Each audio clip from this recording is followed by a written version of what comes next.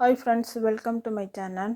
நம்ம இன்றைக்கி பாண்டியன் ஸ்டோர்ஸ் சீரியலில் இன்றைய எபிசோடில் ராஜி தன் வீட்டு ஆளுங்கள்கிட்ட எனக்கு எப்படி கல்யாணம் நடந்துச்சு தெரியுமா, சொன்னால் அதை தாங்க மாட்டீங்கன்னு கோவமாக சொல்லி ரகசியத்தை போட்டு உடச்சிருவாங்கன்னு சொல்லி பார்த்தா மீனா உஷாராகி, எதுக்கு ராஜி பழைய கதையெல்லாம், நீ என்ன சொன்னாலும் வீட்டில் உள்ளவங்க உன்னை புரிஞ்சுக்க போகிறதில்ல, நம்ம வீட்டில் உள்ளவங்க எல்லாம் தப்பானவங்கன்னு சொல்லிட்டு உன் வீட்டில் இருக்கிறவங்களுக்கு ரிஜிஸ்டர் ஆயிடுச்சு அப்படின்னு சொல்கிறாங்க. அதுக்கு பாண்டியன், அவங்க மனசெல்லாம் ஒரே அழுக்குப்பா, அதனால தான் எல்லாத்தையும் தப்பாக எடுத்துக்கிறாங்க அப்படின்னு சொல்லிட்டு சொல்கிறாரு. அதுக்கு ராஜியோட சித்தப்பா, கதிர் ஜெயிலுக்கு போவான், உங்கள் குடும்பம் நாசமாக தான் போகும், அது இதுன்னு சொல்லிட்டு தன்னோட வன்மத்தை எல்லாம் அப்படியே கொட்டுறாரு.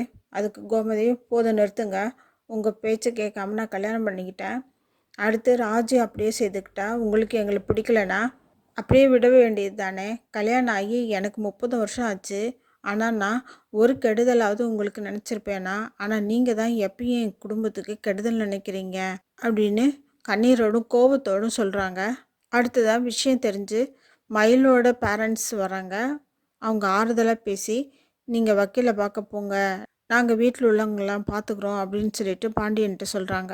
அடுத்து போலீஸ் ஸ்டேஷனில் லாயர், இது பொண்ணை கடத்தின கேஸு, அதனால் கதிரை ஜெயிலில் போட்டுருவாங்கன்னு சொல்லிட்டு சொல்கிறாரு. இந்த டைமில் அந்த பொண்ணோட அப்பா, என் பொண்ணை ஒரு நாள் கூட நான் பிரிஞ்சிருந்ததே இல்லை, இப்போ அவள் எங்கே இருக்கானே தெரியல அப்படின்னு சொல்லிட்டு சொல்கிறாரு. கவலைப்படாதீங்க ஐயா, உங்கள் பொண்ணு சீக்கிரமாக கிடச்சிருவான்னு சொல்லிட்டு பாண்டியன் ஆறுதலாக சொல்கிறாரு.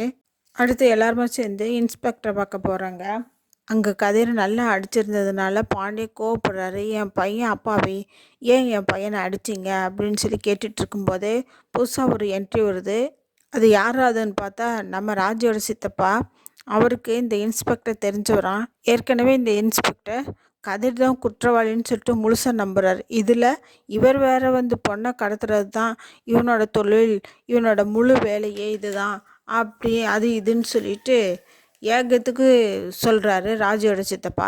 என்னோட அண்ணன் பொண்ணு தெரியுமில்ல இன்ஸ்பெக்டர், அவளை கடத்திட்டு போய் கல்யாணம் பண்ணிக்கிட்டதே இவன் தான், நாங்களும் அவமானத்துக்கு பயந்து போலீஸில் கம்ப்ளைண்ட் கொடுக்கல அப்படின்னு சொல்லிட்டு சொல்கிறாரு. இன்ஸ்பெக்டர், இவனை சும்மா விடாதீங்க, ஆயுசுக்கும் இவன் வெளியில் வராமல் பண்ணுங்க அப்படின்னு சொல்லிட்டு ராஜியோட சித்தப்பா சொல்கிறாரு.